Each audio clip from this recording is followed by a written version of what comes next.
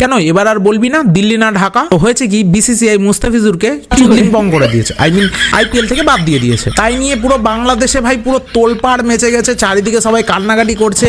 এখন ওরা বলছে যে না, মুস্তাফিজুরকে বাদ দেওয়া জাতির অপমান, বাংলাদেশের অপমান। এই নিউজটা দেখার পরে এই বুকটা, এই হৃদয়টা চিরে যদি দেখাইতে পারতাম আপনাদেরকে কতটা কষ্ট লাগছে। ক্রিকেট বোর্ড এই কাজটা কেমনে করলো? হ্যাঁ না, ফার্স্টে শুরু কারা করেছিল? তোরা প্রথমে বলবি যে দিল্লি না ঢাকা, ভারতীয় পণ্য বয়কট করবি, ভারতকে বয়কট করবি, ভারতের হাই কমিশনারকে বয়কট করবি, তারপরে আমাদের সেভেন সিস্টারকে, তোদের ওই হাসনাত আবদুল্লাহ, তোরা বলবি ভারতের সেভেন সিস্টারকে দখল করবি। আর আমরা কোথায় একটা তোদের একটা জাস্ট হচ্ছে প্লেয়ারকে ইন্ডিয়া থেকে দূর করলাম, তাই ভাই তোদের একবারে গা পা পুরো একদম জ্বলে গেল, পুড়ে গেল। হ্যাঁ, মানে 11 জন প্লেয়ারকে অপমান করা, একটা প্লেয়ারকে অপমান করা মানে দেশকে অপমান করা।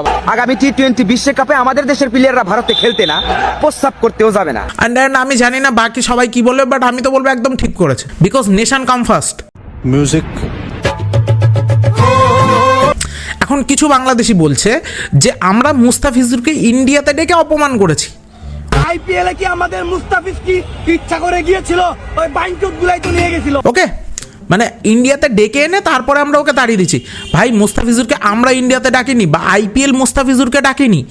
আইপিএলে প্লেয়াররা নিজেদের নাম রেজিস্টার করে আইপিএলে খেলার জন্যে, আইপিএল করে না। ওকে, আইপিএলে নিজের নাম মুস্তাফিজুর নিজে রেজিস্টার করিয়েছিল।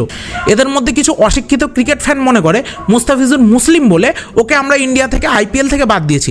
ওই অনুযায়ী আমি ইন্ডিয়ান মুসলিম প্লেয়ারদের কথা তো বাদই দিলাম ভাই।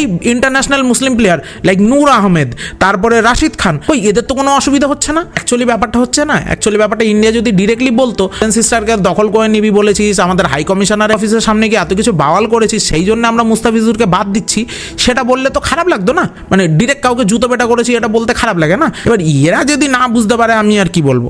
হারামি, তুমি লাউ চিনো, কদু চিনো না।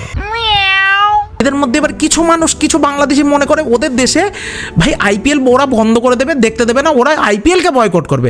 আমি বুঝি না এদের কি ব্রেনটা হাগা দিয়ে থেকে বেরিয়ে গেছে। 23 থেকে 2027 এর জন্য বাংলাদেশ থেকে আইপিএল পাবে মাত্র 26 কোটি টাকা, মাত্র 26 কোটি টাকা ভাই। না, আর এদিকে আইপিএলের টোটাল নেট অর্থ হচ্ছে 48,390 কোটি। আচ্ছা, তোমরাই মনে করো না তোমার কাছে 48,000 টাকা রয়েছে আর তার থেকে 26 টাকা কেউ নিয়েছে, তোমার কি কোনো যায় আসবে? লিটারেলি যায় আসবে? আমি যা বলছি সত্যি কথা বলছি না তো ভাই, লিটারেলি ভাই তোরা আইপিএল দেখ না দেখ, লিটারেলি কিছু যায় আসবে না অনেস্টলি। হাসি খুশির দিন শেষ, এখন নাকের পানি আর চোখের পানি।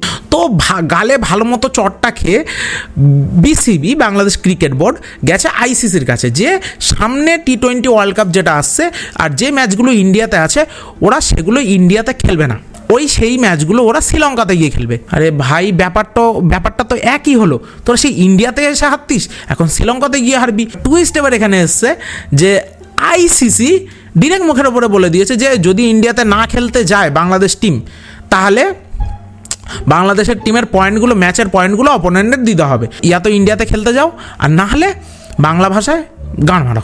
অ্যাকচুয়ালি বাংলাদেশের 99.999% মানুষ মনে করে যে বাংলাদেশ ভারতে এসে ওয়ার্ল্ড কাপ জিতে যাবে, আর 1% 0.0001% বাংলাদেশি মনে করে যে তারা জিতবে না। সেই 1% হলো ক্রিকেটার। এবার যদি বাংলাদেশ ইন্ডিয়াতে খেলতে আসে, দুই দিক থেকে এদের কাটা যাবে, ঠিক আছে? এক তো এসে হেরে বাড়ি যাবে, তখন মনে হবে কেনই আসলাম। দ্বিতীয়ত যদি এরা আসে ভাই, এরা নিজেদের রোস্ট নিজেরা করবে, নিজেদের খিল্লি নিজেরা ওড়াবে। আর যদি না আসে ইন্ডিয়াতে খেলতে, ভাই এরা পরবর্তী অনেকগুলো টুর্নামেন্ট থেকে ব্যান খাবে ভাই। আজকের মতো ভিডিও এই পর্যন্ত। ভিডিওটা পছন্দ হলে লাইক, শেয়ার, সাবস্ক্রাইব করে দিও। দেখা হবে তোমাদের সাথে পরের ভিডিওতে। বাই।